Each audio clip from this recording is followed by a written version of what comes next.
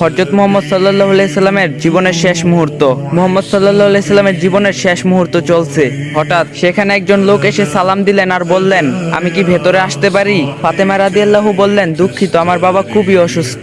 ফাতেমা রাদিয়াল্লাহু দরজা বন্ধ করে রাসূলের কাছে গেলেন। মুহাম্মদ সাল্লাল্লাহু আলাইহি সাল্লাম বললেন, কে সেই লোক? ফাতেমা রাদিয়াল্লাহু বললেন, এই প্রথম আমি তাকে দেখেছি, আমি তাকে চিনি না। নবীজি সাল্লাল্লাহু আলাইহি সাল্লাম বললেন, শোনো ফাতেমা, সে হচ্ছে আমাদের এই ছোট্ট জীবনের আবাসনকারী ফেরেশতা আজরাইল। এটা শুনে ফাতেমার অবস্থা বুবার মতো হয়ে গিয়েছে। রাসূল সাল্লাল্লাহু আলাইহি সাল্লাম বললেন, হে জিবরাইল, আমার উম্মতের কি হবে? আমার উম্মতের নাজাতের কি হবে? জিবরাইল আলাইহিস সালাম বললেন, হে রাসূল, আপনি চিন্তা করবেন না, আল্লাহ ওয়াদা করছেন আপনার উম্মতের নাজাতের জন্য। মৃত্যুর ফেরেশতারা ধীরে ধীরে রাসূলের কাছে এলেন। জান কবজ করার জন্য মালাকুল মাউত আজরাইল আরো কাছে এসে ধীরে ধীরে রাসূলের জান কবজ করতে থাকলেন। পাশে দাঁড়িয়ে থাকে জিবরাইল। রাসূল সাল্লাল্লাহু আলাইহি ওয়াসাল্লাম বললেন গোয়ানির সাথে, ও জিবরাইল, এটা কেমন বেদনাদায়ক জান কবজ করা। ফাতেমা রাদিয়াল্লাহু তার চোখ বন্ধ করে ফেললেন। আলী রাদিয়াল্লাহু তার দিকে উপর হয়ে বসলেন। জিবরাইল তার মুখটা উল্টো দিকে ফিরিয়ে নিলেন। রাসূলুল্লাহ সাল্লাল্লাহু আলাইহি সাল্লাম বললেন, হে জিবরাইল, তুমি মুখটা উল্টো দিকে ঘুরালে কেন? আমার প্রতি তুমি কি বিরক্ত? জিবরাইল আলাইহিস সালাম বললেন, হে রাসূল, সাকারাতুল মউতের অবস্থায় আমি আপনাকে কিভাবে দেখে সহ্য করতে পারি? ভয়াবহ ব্যথায় রাসূল সাল্লাল্লাহু আলাইহি সাল্লামের ছোট্ট একটা গোয়ানি দিলেন।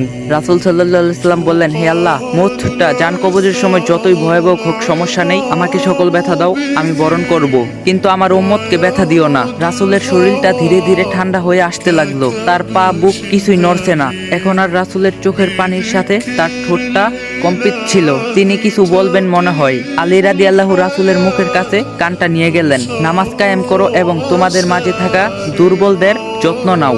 রাসূল সাল্লাল্লাহু আলাইহি সাল্লামের ঘরের বাইরে চলছে কান্নার আওয়াজ। সাহাবীরা একজন আরেকজনকে জড়িয়ে ধরে উচ্চস্বরে কান্নারত। আলী রাদিয়াল্লাহু আবার তার কানটা রাসূল সাল্লাল্লাহু আলাইহি সাল্লামের মুখের কাছে ধরলো। রাসূল সাল্লাল্লাহু আলাইহি সাল্লাম চোখ ভেজা অবস্থায় বলতে থাকলেন, ইয়া উম্মতি, ইয়া উম্মতি, ইয়া উম্মতি। মৃত্যুর সময় প্রাণপ্রিয় নবী মুহাম্মদ সাল্লাল্লাহু আলাইহি সাল্লাম বলেন, আমাকে সব কষ্ট দাও, কিন্তু আমার উম্মতকে ব্যথা দিও না। মৃত্যুর সময় রাসূল সাল্লাল্লাহু আলাইহি সাল্লাম বলে গেলেন, নামাজ কায়েম করো। মৃত্যুর সময়ও রাসূল সাল্লাল্লাহু আলাইহি সাল্লাম বললেন, আমি চলে গেলে আমার উম্মতের কি হবে? এখন নিজেকে প্রশ্ন করুন, আমরা এমন একজন নবীর উম্মত হয়ে নামাজকে আদায় করি না। শ্রেষ্ঠ নবী মুহাম্মদ সাল্লাল্লাহু আলাইহি সাল্লাম আল্লাহর কত প্রিয় বন্ধু ছিলেন। তিনি আল্লাহর বন্ধু ছিলেন। তিনি যদি মৃত্যুবরণ করার সময় এত কষ্ট পান, তাহলে আমাদের কি অবস্থা হবে? আল্লাহ আমাদের সবার মাঝে বুঝার তৌফিক দান করুক, আমিন।